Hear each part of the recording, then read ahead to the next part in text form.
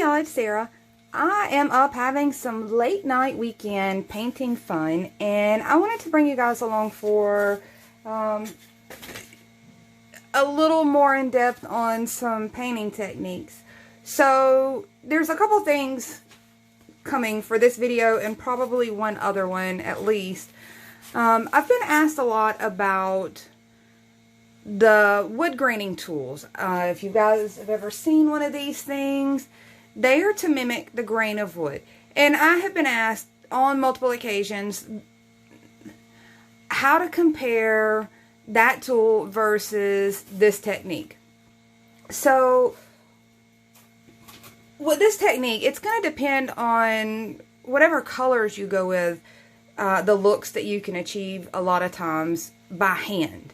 But the cool thing about this technique is something that I wanted to show first, is being able to accomplish this by hand, by your own eye, by your own ability, without any special tools other than some sponges from Dollar Tree.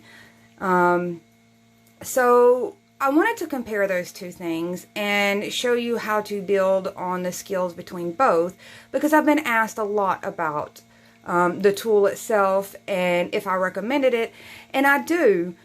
I would not trade one look for the other, and I'm going to show you those things because if you ask me, it's pretty exciting when you combine the two. Then you're talking about some real excitement and some real in-depth looks. So I can't say that I would choose one over the other. I got my little tool from Home Depot for like $7. I have had plenty of time to play with it and compare it to my own results, and I want to show you some of those comparisons, and then we're going to get into a particular color scheme combination, and the next video will kind of do the same thing. But with this tool and with these products and with your foam core, each kind of color combo you need to do in a different way to get the looks that I'm going to be showing you. So you'll see that as we go. I know that seems kind of cryptic, and it's not. You'll see what I'm talking about, and I don't know how many videos it'll take to get through this. There's a lot of information, and I like to share as much information as I can, because these to me are skills that you're building on that you can apply to a million other things other than foam core.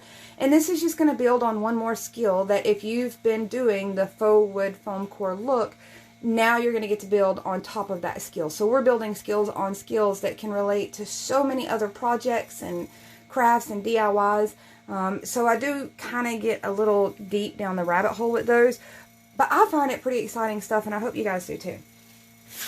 So the first thing I want to bring out is some sample boards, and you guys may recognize these as sample boards from previous videos, previous tutorials, paint tutorials. This is the one of the natural neutral light tones.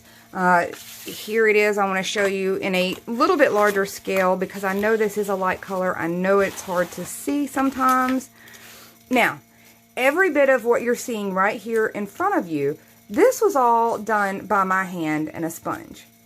And I teach that in the videos. I teach, you know, I talk about going in, getting your little swooshes, getting your graining in, and the light, to work it is going to be very different than what we get with the dark. But I want to kind of show you a little bit of everything because I'm so excited, especially in the idea of combining these things. So back to what I was saying, these are mine. In other words, these are all ones that I have hand yielded these results using a sponge, using, you know, the technique that I keep showing you guys. So these are my own results. This can all be achieved with a sponge. So would I give this ability up? No, I wouldn't, because there are going to be circumstances where you may find yourself wanting to paint things that this little tool is not going to be helpful to you. Where being able to do it by hand could become helpful to you. So, for example, I am redoing a tabletop. It's pretty thick and the sides are very rounded. I cannot do that with this tool because of the shape of it, but I can do it by hand with my eyes and my skill because I've learned that skill already. So I could not forsake one for the other, but I am excited about the ideas that come along with both. there are a million videos out there for these kind of wood graining tools on furniture. Be sure to check any of those. I have not yet to sit and go through those videos. I'm kind of one of those people that I'd rather be doing with my hands than sitting and watching and trying to learn something. So I'm kind of a hands-on kind of person. Okay, so let's get further into this. And I'm going to show you some other alternatives of not having to buy a tool, learning this technique, adding onto it, building onto your skills. So I posted a photo of these boards all mixed up on the Peppermint Cactus group page. Wait a minute, I've got colors mixed here, so let me make sure that I unmix these. And those stuck together. I did not let them dry long enough. So I posted these guys on the group page saying that I was playing in paint. Now I want you to look at these. I love this look. It's fantastic. I like this look in conjunction with the faux wood technique together, because one of the things I'm going to show you when I get down to doing this is that you, in the dark colors, like using the antiques color, and just that wood graining tool itself, it does not work out. Now, with a very light color like the mineral, which you've seen me do that already with the sponge, with the graining tool, because that is such a light color, it does work out. So different colors work with this tool, and different colors don't work as well, and I'm going to try to hit all of those that I've learned about. And the tool I keep talking about is just this simple little tool. Mine was like $7.50. The handle comes loose, although mine's stuck in there pretty good. It's on a rocker system. It's got some embedded designs in this rubber. It's made pretty much like a curved rubber stamp. So this is the tool I'm talking about. I'm going to show you this. I'm going to show you in conjunction with this. I'm going to show you alternatives to this, where you can still learn how to do it by hand, and it might be helpful in situations where this is not going to work on every surface. There are just certain things that you just can't really work this tool around as well, to me. So let's dive into this excitement, and I'm trying to contain myself and not get all over the place, because it is fun to me to play with the two combined. So what I have done here, this was a bunch of scraps, and I want you to look under there. I want you to really dive into these looks. Now, just using this tool alone and some brown paint or some white paint is not going to yield these results. This is a multi-step process. However, to me, visually, look at this. It is so worth it as a multi-step process. Look at the depth of that. Look at the texture of that. Honest to goodness, I am right here in front of it, and it's really awesome. It's really awesome, and combined with the faux woodlet technique, and you're getting so much depth and dimension in these pieces. You're getting all that multi-tonal woods. So how did I get to this point? Let's talk about that. So I'm going to bring out a whole bunch of pieces, and these are all going to look crazy kind of together, because they are different wood tones, different grains, different types. So you can see there's all kinds of just different ones that I have played with, done, made for projects that didn't end up getting used. So these pieces themselves, this looks like I just pulled out of a stack of boards that's been sitting outside. There is a whole lot of realism to this. This already is a invaluable skill on its own to learn. It is already a look for itself. We're adding to this though. So the first thing I did was I took pieces that were dry and had been dry for a good while, And for those of you that have already played with this, the mixture of materials that we're using to get this, you know that that first day or so, these have a different feeling than they do 3 or 4 days later. You know, once they've really cured and dried and taken those paint products and really kind of absorb them in, and everything is kind of cured. So I wanted to play with it at that point because I wanted to mix more paints on it, of course.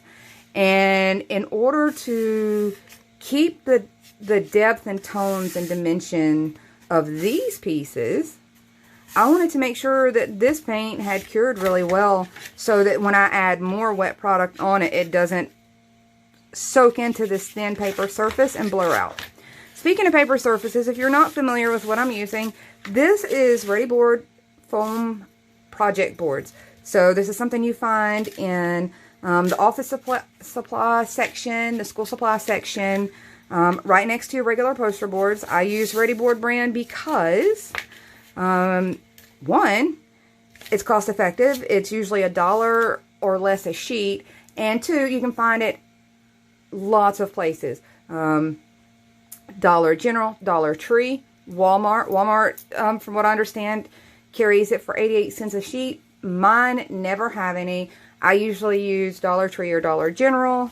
So that's what I've done. Mine are 3-inch strips. Those wood videos, these wood videos, these are their own thing. These are their own learning skill, and really something that I still would not trade.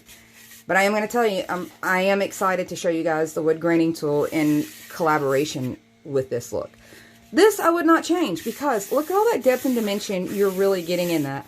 You really want a lot of that to show under what we're working on.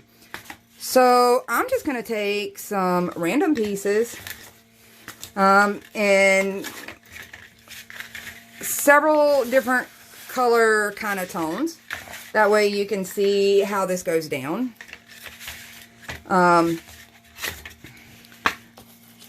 Let's see. I think this gives me a pretty decent mix of color tones here. And since I'm going to be kind of dry brushing this look with white.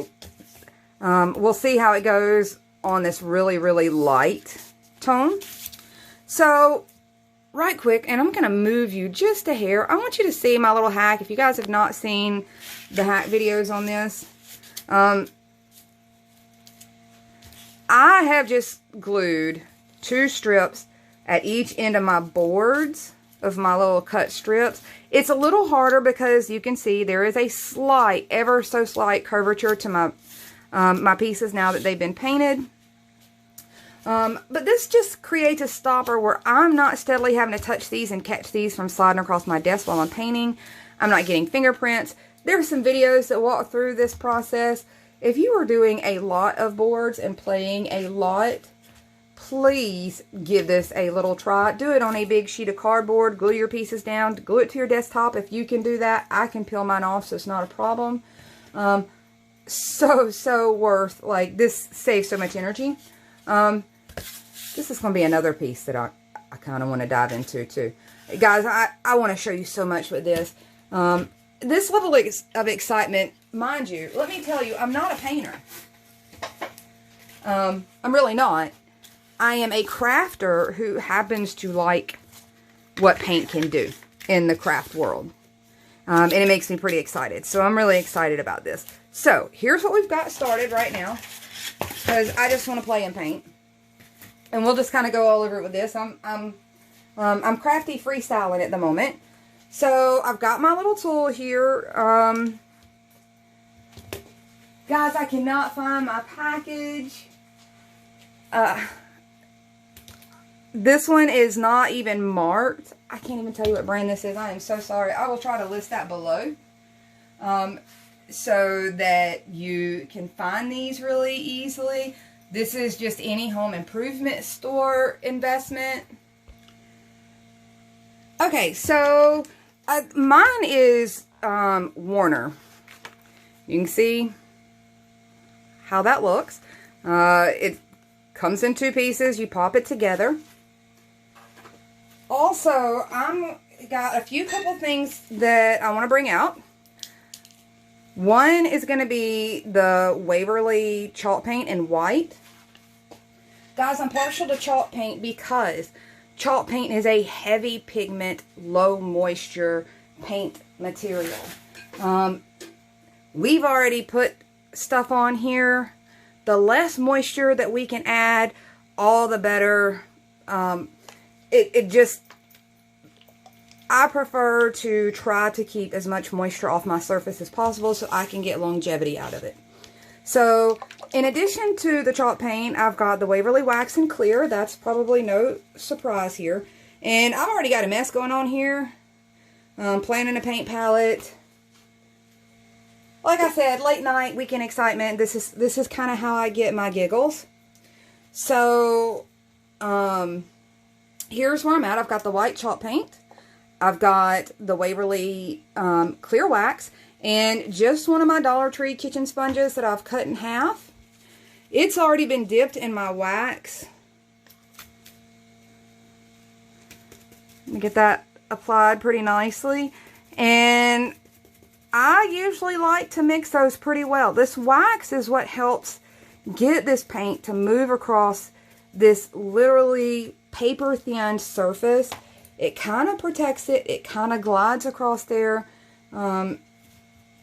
You can do this with paint, but sometimes your paint products can be very hit or miss.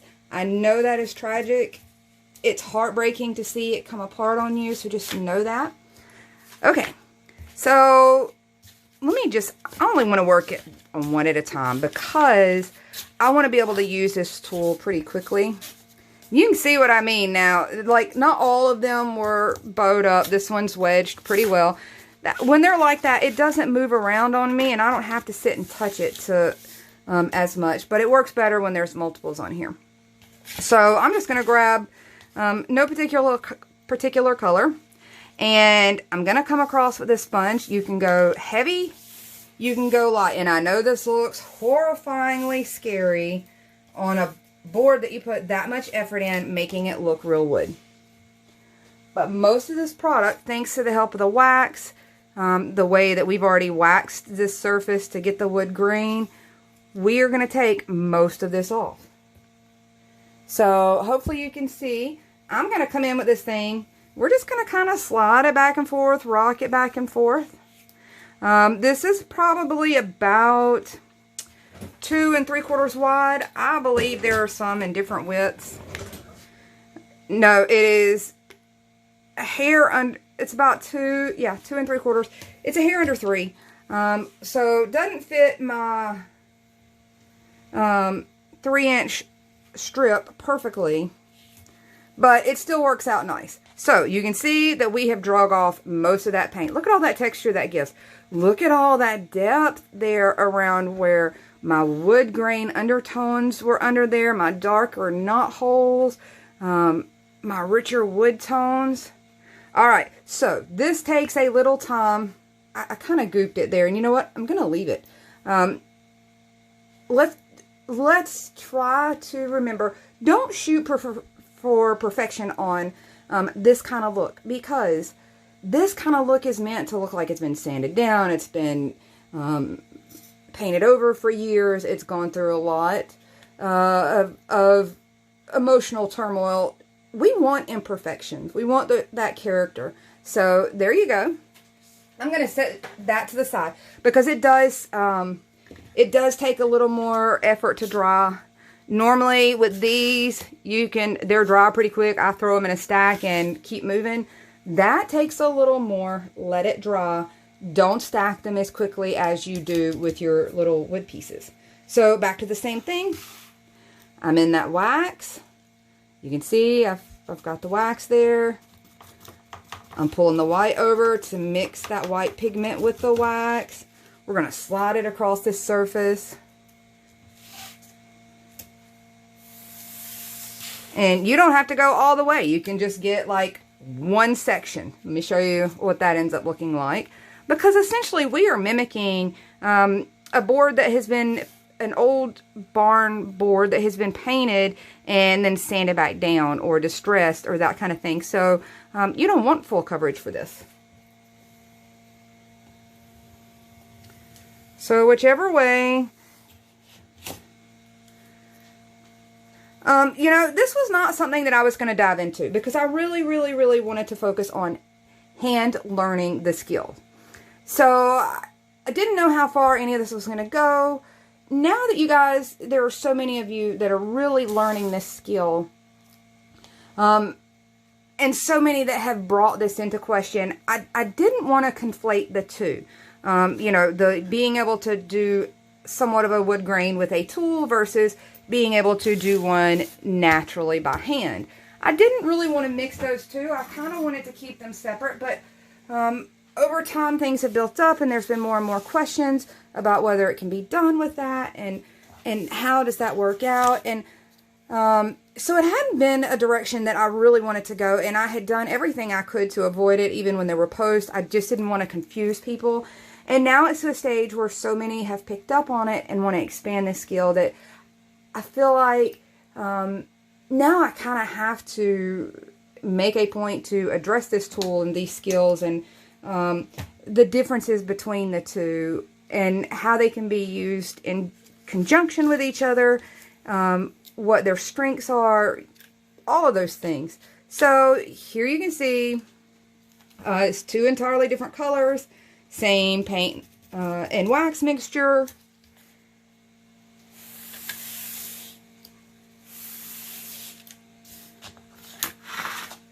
And I have an easier time doing this with one board at a time, whereas you guys will see me paint this green multiple boards at a time.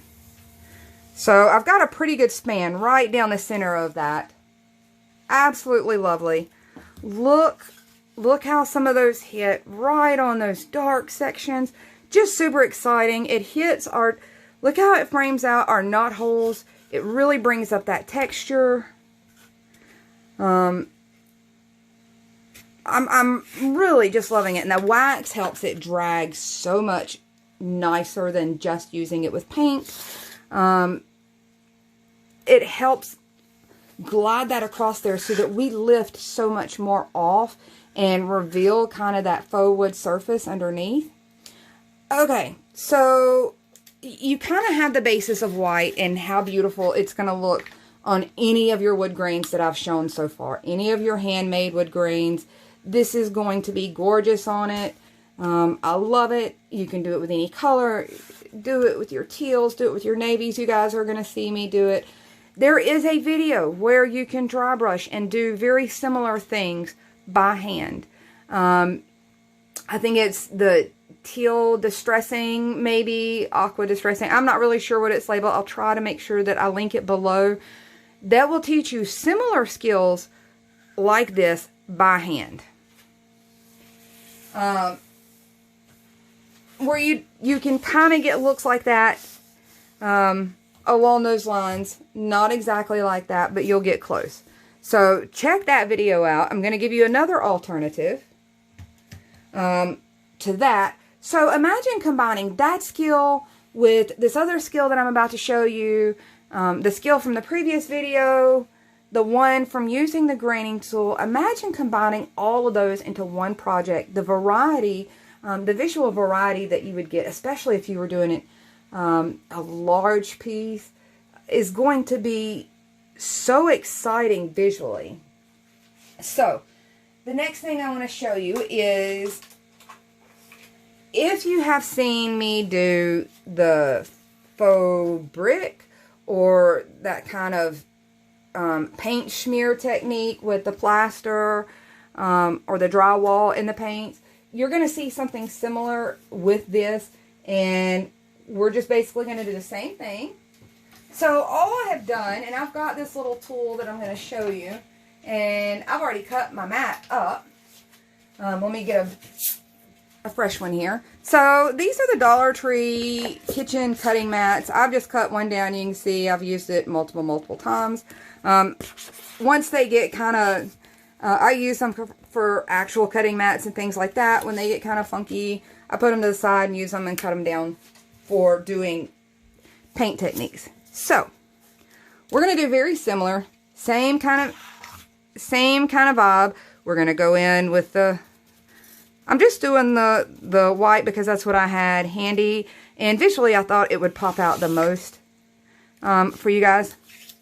So, going to do the same thing. And I've already got fingerprints here, so I'll start on this end.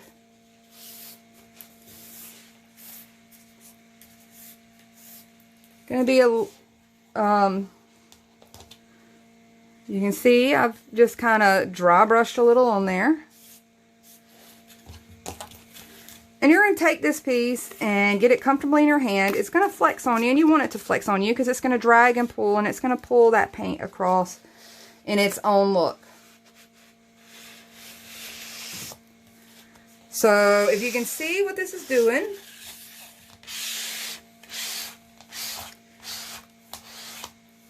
so a very similar thing. You can control this one. You don't need any special tool. If you've got a plastic, one of your kids last year, plastic school file folders, cut one of those down. Just something like this that's easy to really kind of hold in your hand like that, and let it do the flexing for you. And as it does, it's going to kind of look like it's dragging across grain texture. So very similar, without any special tools, without any special anything. You're going to get a very similar look. So I wanted to show that along with the distressing version that I did in the turquoise or the teal or whatever that was previously. There's several different looks right there. And if I'm gonna dive this far in, I might as well just dive all the way in. I was gonna keep it very specific, but at this point, I feel like now let's just run the entire variety that we can get out of wood grains. So, same thing. I'm grabbing just another wood piece. This has been pre-painted. I do not have specifics on what each one of these are, but there are videos between the Peppermint Cactus Facebook group there are tutorials for paint colors that are exclusive to the group, and then there are the ones that are on YouTube. So there are lots of varieties in your wood colors that you can get. It's not even actually really all that important, but I am going to show you another variety to do with this. Okay, so I had to quick set change here, and I wanted to bring in, I didn't have a whole lot of strips handy that had the black undertones, that you guys can watch me show you how to do that by hand, just using our sponging technique, just using our other techniques, and you guys see all the depth and dimension that really brings in, kind of adding those black tones into it. And I'm going to show you another way. Now, you've seen where I've done it really heavy. These are actually really light. But I'm going to expand on that. So let's do that. I've got just another piece that's been faux wood painted. It doesn't have a lot of the underlying black. But we're going to bring that in. Let's decide that we want to, let's say that we decide we want to bring in some of those colors. And I'm going to do it on 2 different tones. Why not? So, quick switch of colors. I have switched to Waverly chalk paint in the color ink, and still my Waverly clear wax. I've cleaned off my tool really well. I'm going to come in, getting my sponge, all spongy with the wax. And you guys can see how thick their ink color is.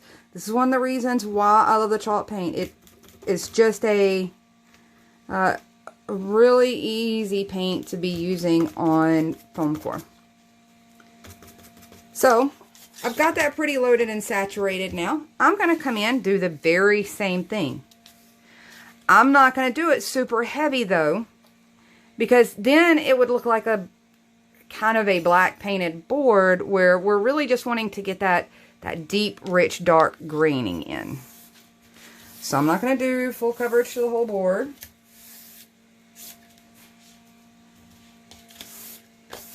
And I just pulled it a little more of the wax through. So just going to start.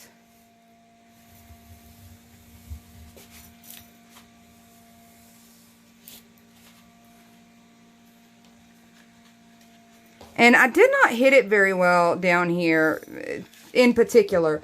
Like I said, the black, we're more wanting it as an accent. We're not wanting it to look like it was white or painted out black like the white was. We're wanting to look like this is the black green. So all I'm doing is bringing in more wax here.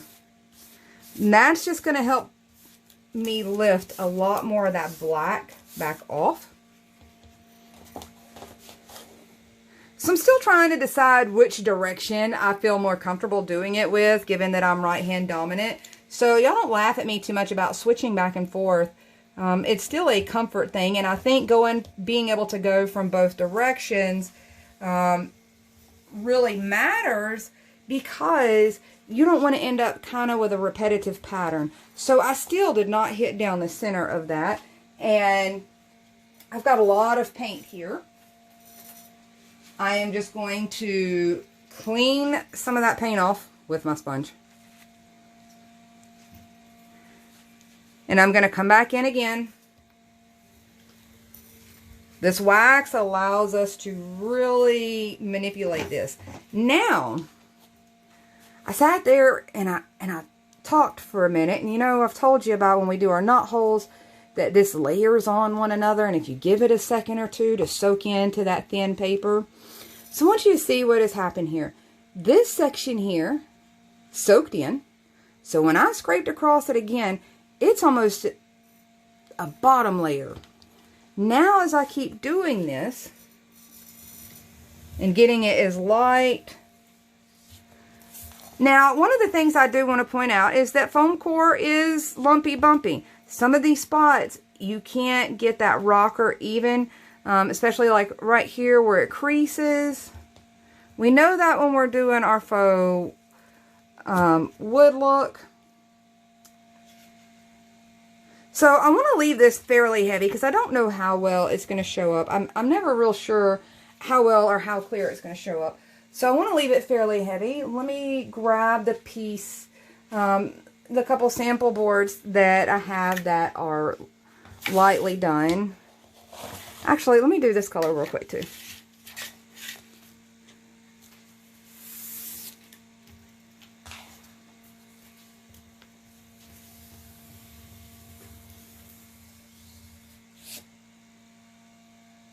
And there you go.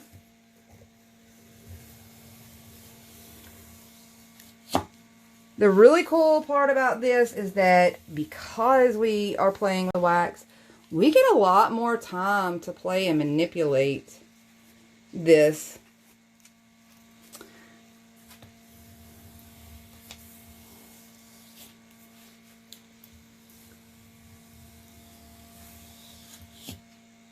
So I want these fairly heavy streaked, just because, like I said, I'm not really sure how well it shows up, how well that visual variety shows up. And let me grab my drier pieces.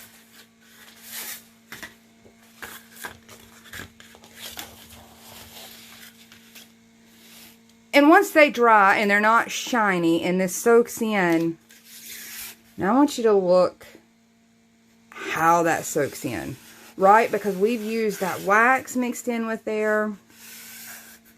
So it's got just this natural fade to it. Can you see that? I know it's, this is what I mean about make sure that you're not letting them touch when they're drying, because they do definitely take more drying time than when we just do our normal finish. So, these look a little wonky right now while they're wet. When they're drying, we're going to come closer to this right here. Some of that darkness is going to fade in. And you can just see how gorgeous that is. Now do you see why I said I would not trade one for the other? Because collectively, now, if I try to do something like this just on a blank piece. I wanted to show you guys that with the antique. So let me clean this up and we'll switch to the antique and let me show you what happens.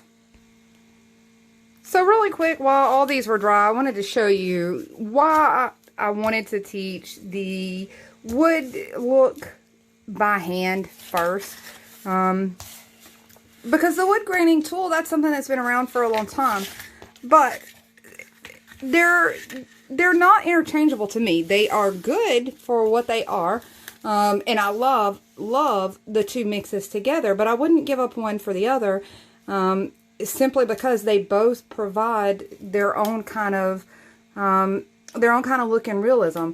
It would have been better if I had had some of my hand-painted ones that had a little heavier of the black that I did by hand in there, but you still get to see that this visual variety of combining the two is pretty fantastic together. And like I said, it was not a direction that I planned on going. It was more about teaching the hand-painting skill itself.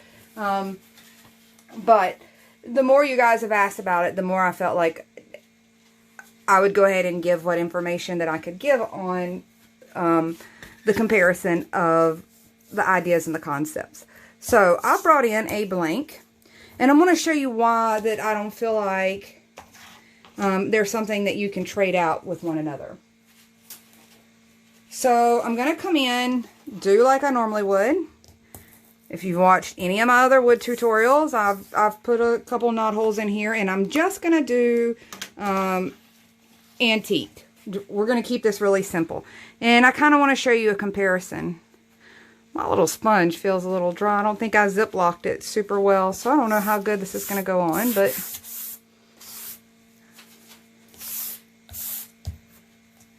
get some down in my knot holes here.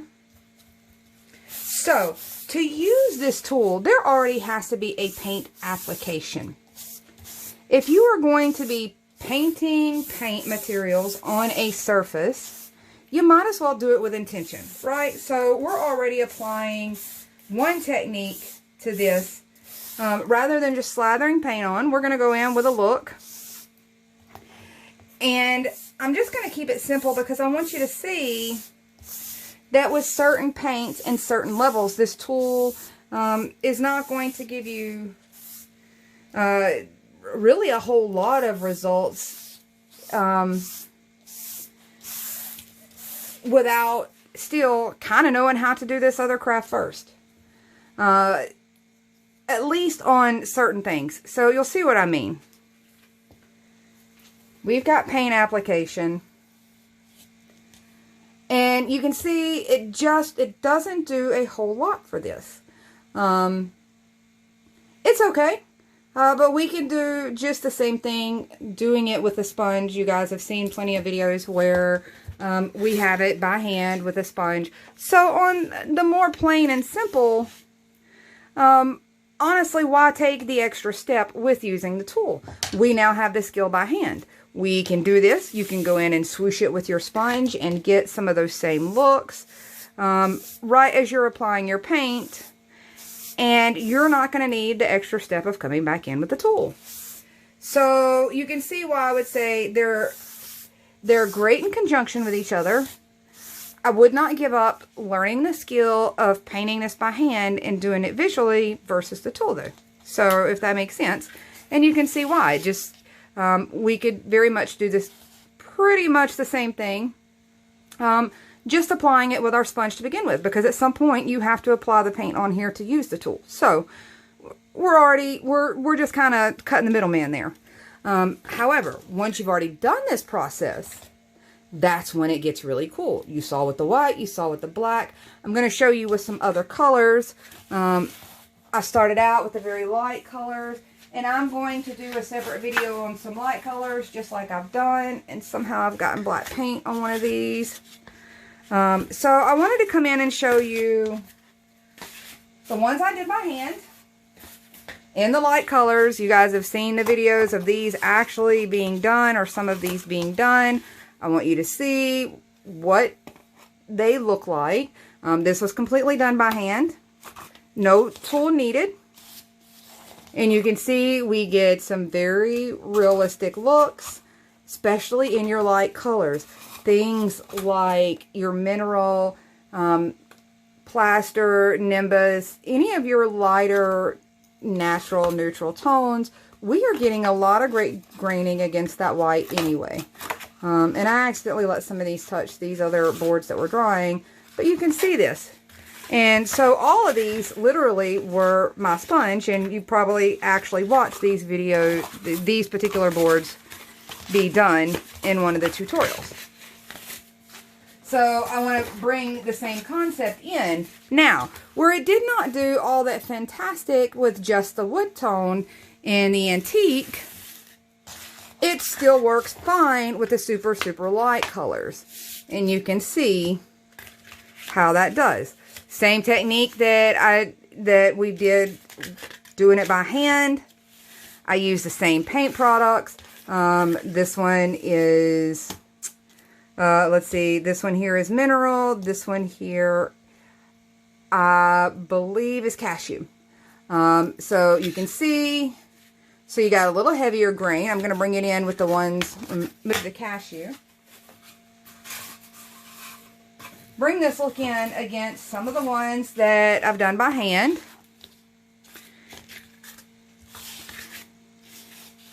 Now, these are gorgeous mixed together. So, in conjunction with one another, these can be pretty awesome. I'm going to do this on a video to show you how to get this look.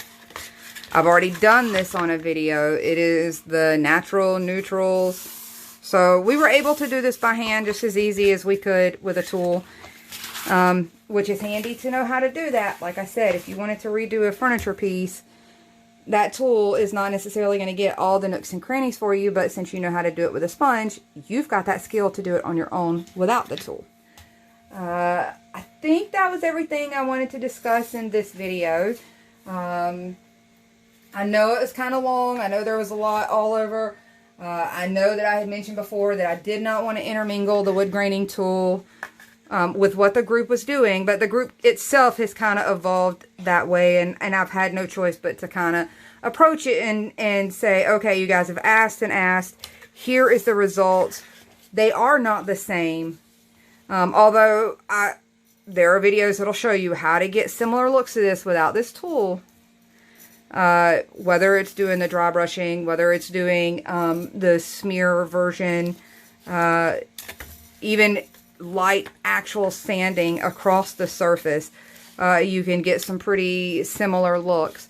But I wanted to show you once again what this overall look is, and I think they blend beautifully together. So if you wanted to combine them both, I am so in love with that, just the little bit of extra that this brings in.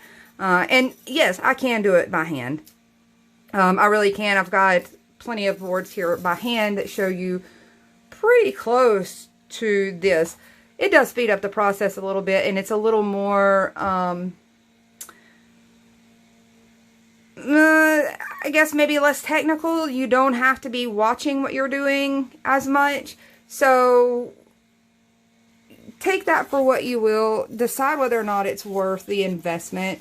I will say that you still want to know the other faux paint skills on top of this, because without them, there are certain limitations that even using this has. So be aware of that.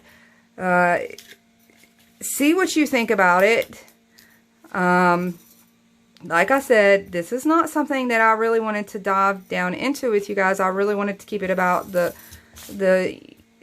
your own skill, but I do love it. I can't deny that. I do love how it looks together. I thought it was more important to just teach the skill, but you guys are learning that so quickly and want to know more. And I kind of went the same direction, which is why I already had sample pieces that were pretty similar. So as long as you guys are wanting information and you continue to ask me for information, even it was more against my best judgment about going towards this tool. However, as long as you guys are asking and you want to know that information, If it's something that I know about or already have experience with, I absolutely will continue to share as I learn and as I go, or things that I've already played with that may save you time and effort and struggle playing with, especially when it comes to paint, because I'm not a painter. And I kind of like to think of it as I'm helping other not painters paint. So y'all kind of do that with me. I like to think of it as being able to teach others how to fake their way through. I am not a painter. I could not sit and paint you a beautiful masterpiece. I can do some things over others. And I'm just really stubborn that I'm going to learn a way. I'm going to find a way. So as I find ways, I will keep sharing those. And I hope you get a chance to craft. If you get a chance to play with this tool, let me know what you think. I'm still on the fence about whether or not this video will go up, because I still just did not want to mix in the whole vibe of the group with the whole tool concept. But it is something that I think can creatively add to this. So I will concede that I have been wrong previously, and I do like the addition to one another. I hope y'all have a great weekend. We've got some sunshine, so I'm a little excited about that, and I will talk to you guys soon. Bye.